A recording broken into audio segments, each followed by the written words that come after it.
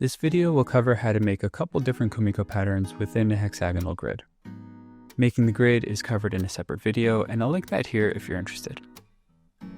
Before we get into making the panel, I want to draw it out so we can get a better idea of how the patterns are made and what the final result will look like.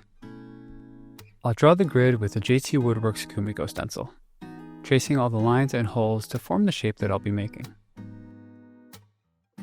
This stencil has registration marks along all of its edges to make tiling easy so you can draw large panels.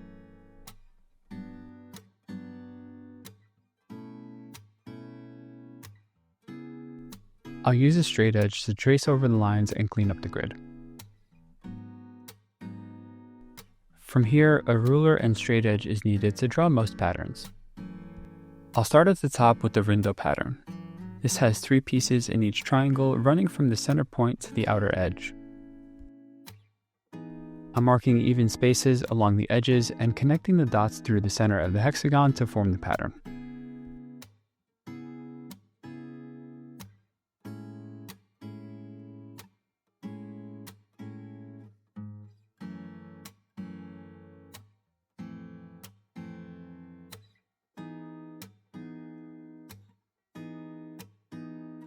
The Sakura pattern is a bit more involved.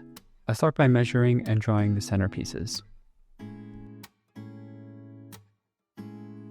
Typically, these pieces are set in from the center point the same dimension as their thickness, which is usually double the thickness of the grid pieces.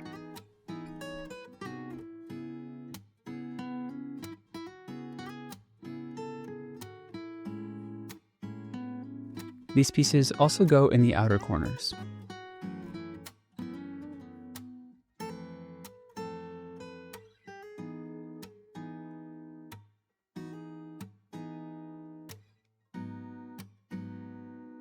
From here, the pattern is completed by drawing lines from the center of these pieces to the center of the triangle, which is marked by these dots made with the stencil.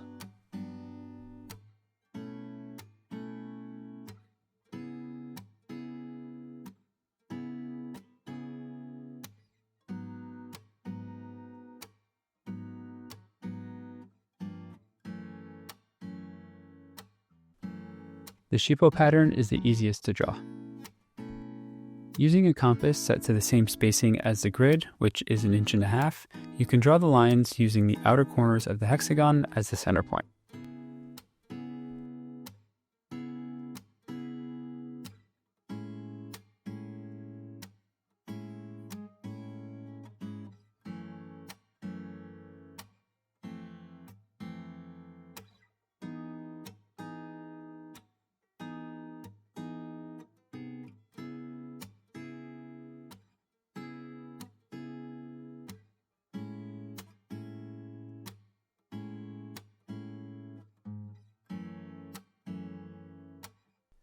The ume pattern is a combination of the Sakura and Shipo patterns, with the small Sakura pieces only in the center of the pattern and not in the outer corners, and only 2 of the curved pieces per triangle rather than 3 like in the Shipo pattern.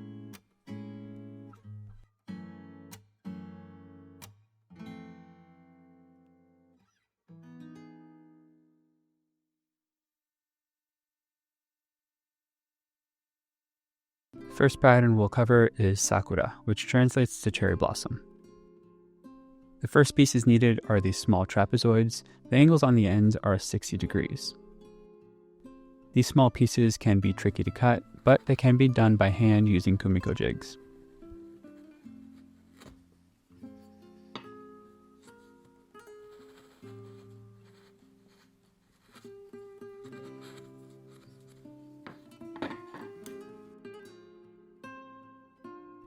A small V-notch needs to be cut into these, and I'll be doing that on the router table.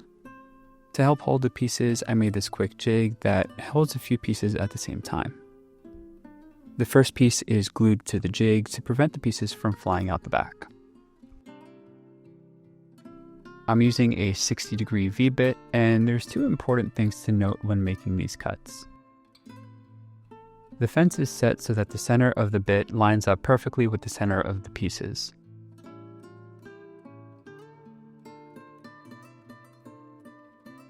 The bit height is equally as important. It should be set to when a mating piece is inserted, the entire angle of that piece fits in the notch.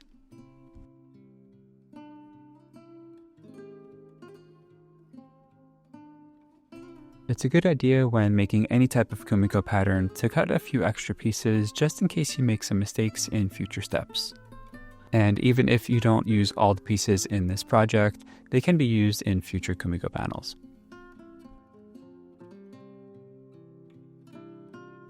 This jig is very handy, and I thought of a couple adjustments to make this function better. I'm thinking about offering this jig for sale or maybe have plans for it. Let me know in the comments if this is something that you're interested in. These pieces can now be put in place, first around the center of the hexagon, and also in the corners as well. The rest of the pattern is exactly the same as the Asanoha pattern. This pattern is covered in detail with 2 different ways to make it in a separate video, but here's an overview of one of the methods. I'm starting by roughly marking the length of the piece. This piece will run from the V-notch to the center of this triangle. I'm marking the pieces to be slightly longer than their final length, and 18 are needed for this pattern, but like I mentioned earlier, we'll cut a few extra ones just in case we make some mistakes.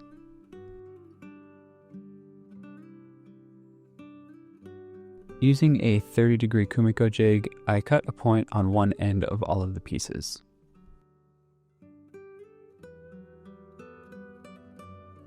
If you're unfamiliar with Kumiko jigs, they are essential for making the infill patterns of Kumiko.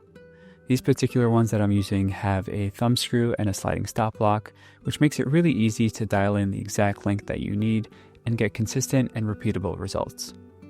They come in different angles so that you can make different patterns, and I'll have them linked in the description if you want to pick up a set.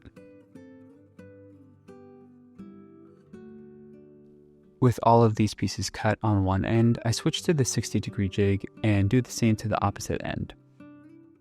Rather than cutting all the pieces at once, I'll work with just 3 for now, making slight adjustments to their length so I can get the exact fit that I'm looking for.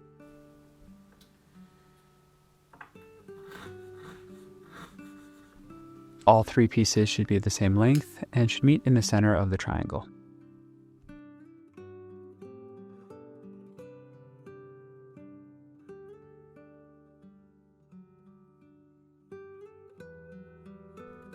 Now that the jig is set to the right length, I can cut the rest of the pieces. Mine were a little too long, so I'm trimming them down with a saw to make working on the jigs a little easier.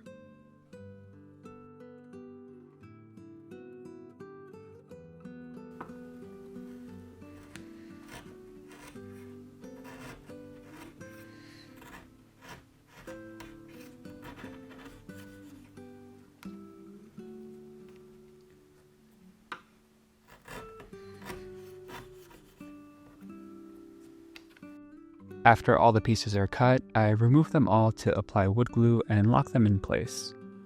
The glue is brushed onto all the ends of the pieces and they're put in place to assemble the pattern. Most Kumiko patterns don't require glue, as all the pieces are cut with such precision that they hold themselves together. After putting in all the work to cut all these pieces, it makes sense to take a couple extra minutes to add some wood glue and make sure that they stay in the panel forever.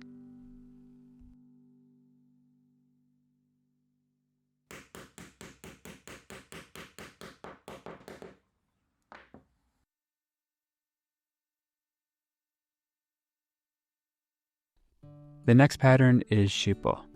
This has become one of my favorite patterns.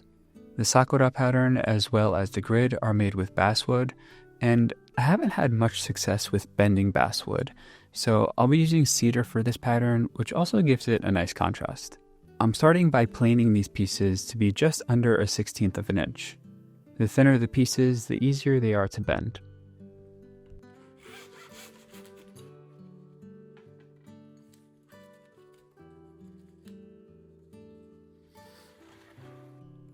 Before we bend them, we need to cut the angles on the ends. These are cut with a 30-degree jig and just on one face. They aren't flipped over to create a point like in the previous pattern.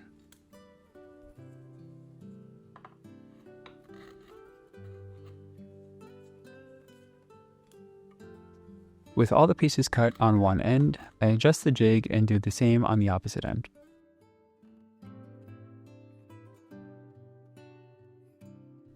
This step is where the final length of the piece is determined, and this could be a little tricky to figure out as there's a couple more steps needed in order to see what they'll look like in the pattern. Rather than cutting all of your pieces now, work with just a few of them through the next steps so that you can get the exact look that you're looking for.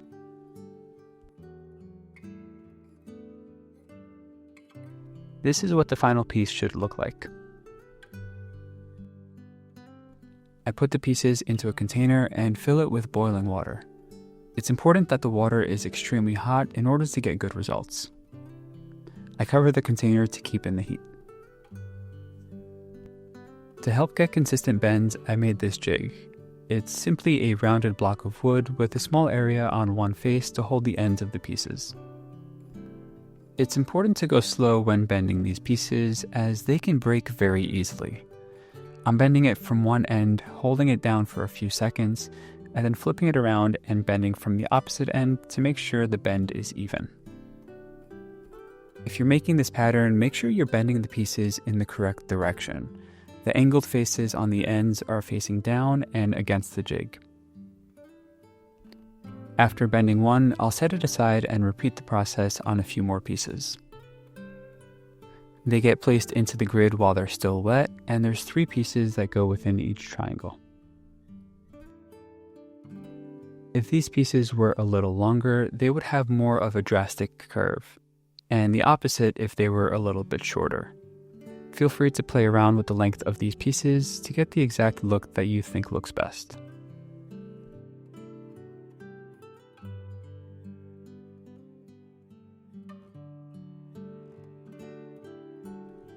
The pieces are left in the grid until they're fully dry. Once they're dry, they're removed and glued in place.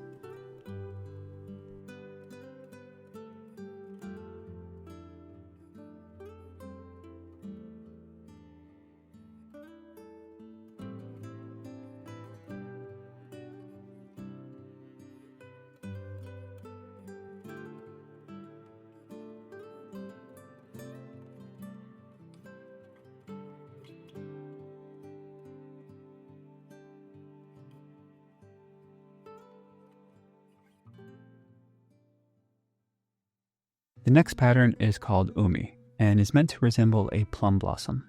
This pattern is a combination of Sakura and Shipo, which we just covered.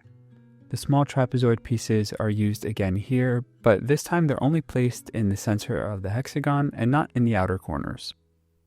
The bent pieces are slightly shorter than the pieces for the Shipo pattern because some of that space is taken up by the trapezoids. They're cut and bent the exact same way, and they span from the V-notch of the trapezoids to the outer corners of the triangles. There's 2 bent pieces per triangle as opposed to 3 for the Shipo pattern.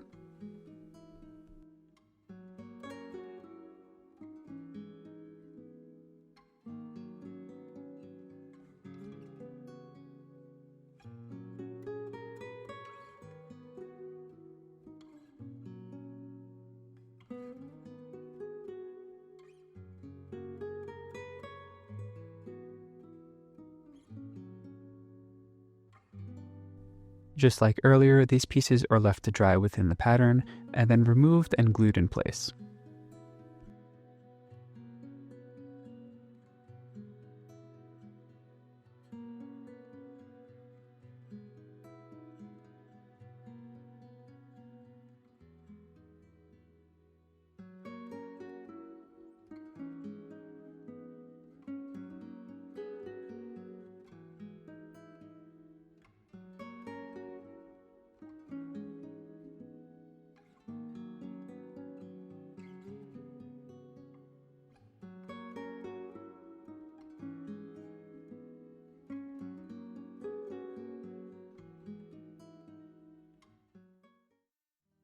This pattern is called rindo.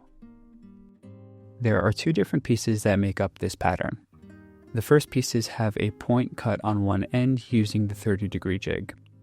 The opposite end of these pieces are left with a square cut. These pieces span from the center of the hexagon to the center face of the outer edges.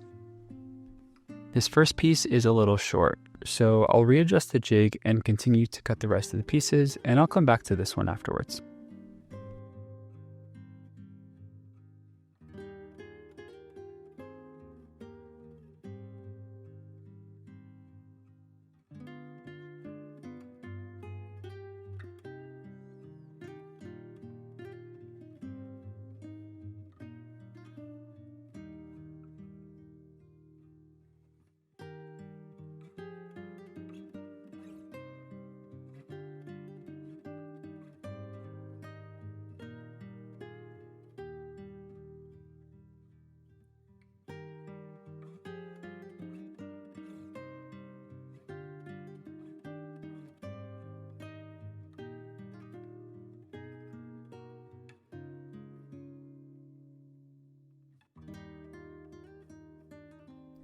The next pieces are a little different.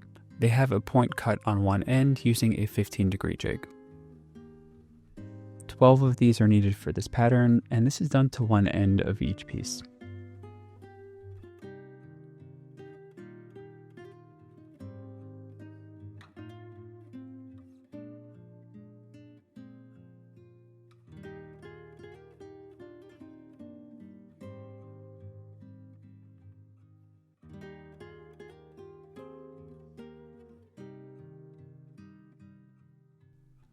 The opposite end is cut with a 75-degree jig, but not to a point. It's only cut on one face.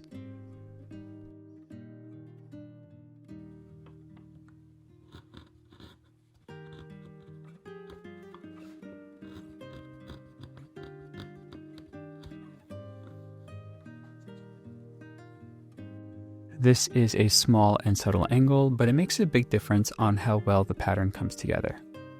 While cutting this angle, you're also cutting the piece to its final length. This piece goes from the center of the hexagon and sits between the previous placed piece and the outer corner of the hexagon. It should be centered in that space.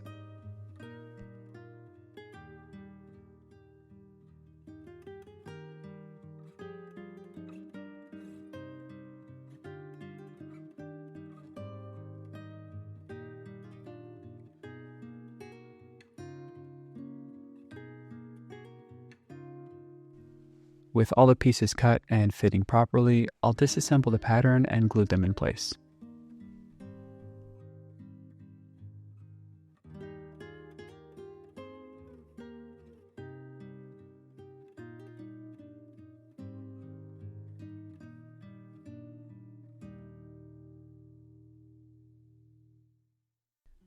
I hope this video gave you a bit of insight on how a couple different Kumiko patterns are made.